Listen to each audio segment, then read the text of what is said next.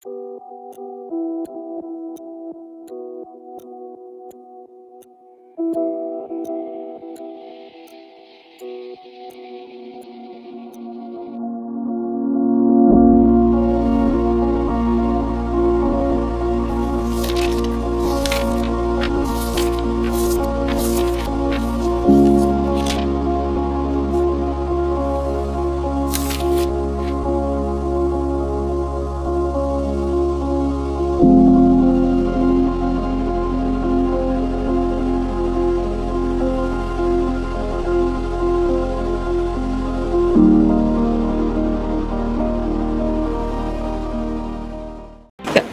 Abimanyu berperan sebagai Soekarno.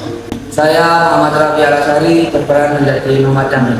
Saya Muhammad Rafi Alasari berperan menjadi Supomo. Saya Aurelina Dinda Kusnadia berperan sebagai narator. Saya Teisa Dacia Saulula sebagai kameramen. Saya Erlin Nuriftia Surya sebagai editor. Tahun 1945, Indonesia hampir merdeka. Tapi sebuah pertanyaan penting muncul. Kalau Indonesia merdeka, dasar negaranya apa? Untuk menjawab itu, dibentuklah BPUPKI. Disinilah tiga tokoh penting tampil: Soekarno, Muhammad Yamin, dan Supomo. Merekalah yang menyuarakan gagasan besar untuk membentuk dasar negara Indonesia. Dan dari pertemuan pikiran mereka, lahirlah dasar negara yang kita kenal hari ini, Pancasila. Indonesia, negeri yang kaya akan pulau, budaya, dan suara-suara berbeda. Dari Sabang sampai Merauke, berjajar pulau-pulau yang tak hanya menyimpan keindahan alam, tapi juga perbedaan keyakinan, suku, dan pandangan. Menjelang kemerdekaan, bukan hanya penjajah yang harus dihadapi, tapi juga tantangan untuk menyatukan pikiran-pikiran yang berbeda. Pertanyaannya bukan hanya sekedar kapan merdeka, tapi bagaimana kita akan hidup bersama setelah merdeka. Itulah momen di mana tokoh-tokoh besar bangsa ini muncul, bukan untuk menjadi paling benar, tapi untuk menemukan yang paling tepat bagi kita semua. Saudara-saudara, Indonesia itu luas, penuh perbedaan. Kita butuh dasar negara yang menyatukan. Maka saya usulkan dasar yang bernama Pancasila, yang berisi kebangsaan Indonesia, internasionalisme, mufakat atau demokrasi, kesejahteraan sosial, ketuhanan yang berkebudayaan. Bung Karno, semangatmu luar biasa. Saya pun punya gagasan dari sejarah bangsa kita. 5 asasnya yaitu pri kebangsaan, pri kemanusiaan, pri ketuhanan, pri kerakyatan, pri kesejahteraan rakyat. Sejak Majapahit, nilai-nilai ini hidup.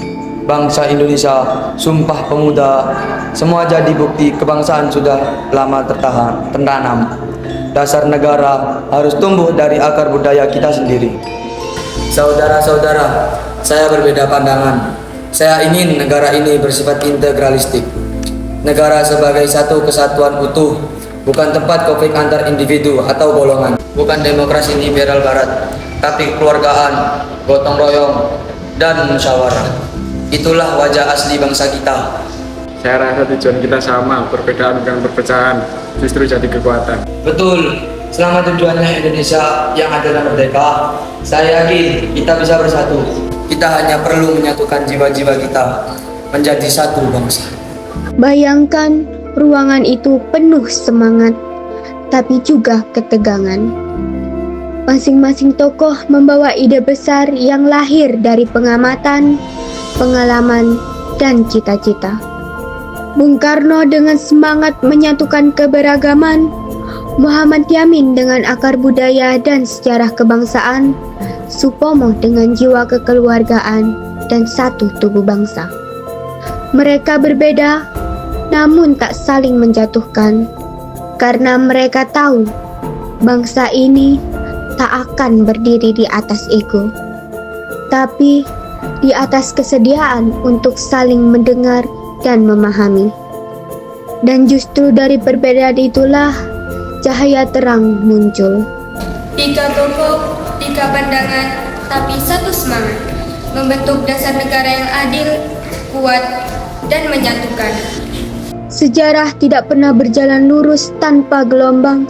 Bahkan setelah ide-ide besar disampaikan, masih ada hal yang harus dikorbankan.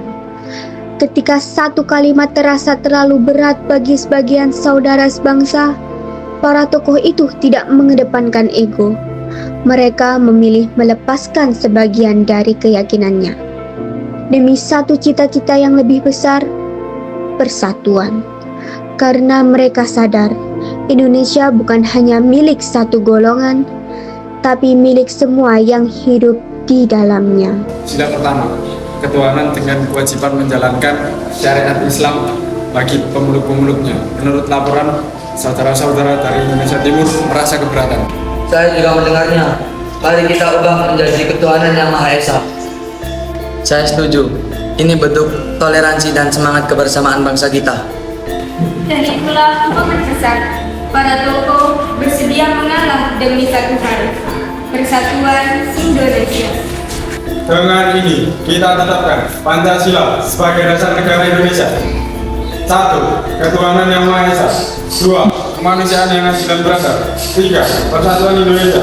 4. Kerakyatan yang dipimpin oleh hikmat kebijaksanaan dalam permusyawaratan perwakilan. 5. Keadilan sosial bagi seluruh rakyat Indonesia. Ketika 5 sila itu dibacakan, ia bukan sekedar teks. Ia adalah hasil dari ratusan tahun perjuangan dan kebijaksanaan dalam satu masa singkat. Setiap sila membawa nilai luhur yang mengakar dalam kehidupan bangsa ini. Mereka bukan diciptakan, tapi ditemukan, karena mereka sudah hidup dalam jiwa rakyat Indonesia. Dan kini sila-sila itu berdiri tegak sebagai penuntun arah bangsa ini dalam menghadapi masa lalu, menjalani masa kini, dan menatap masa depan. Pancasila lahir bukan dari paksaan, tapi dari pemikiran, perbedaan, dan kebesaran hati. Kini tugas kita bukan hanya menghafal Pancasila, tapi menghidupkannya. Dalam sikap, dalam tindakan, dalam menjaga Indonesia tetap bersatu. Di balik lahirnya Pancasila, terdapat kerendahan hati, keteguhan jiwa, dan cinta pada tanah air. Ketika hari ini kita membaca Pancasila dalam upacara, ingatlah, ia bukan hanya kumpulan kata, tapi warisan nilai yang dirumuskan dengan keringat, hati, dan pikiran. Tugas kita bukan sekedar menjaganya, tapi mewujudkannya. Di jalan raya, di sekolah, di media sosial, di rumah, dimanapun kita berpijak. Karena Indonesia bukan hanya tentang sejarah, tapi tentang masa depan yang terus kita bangun, dengan Pancasila sebagai jiwanya.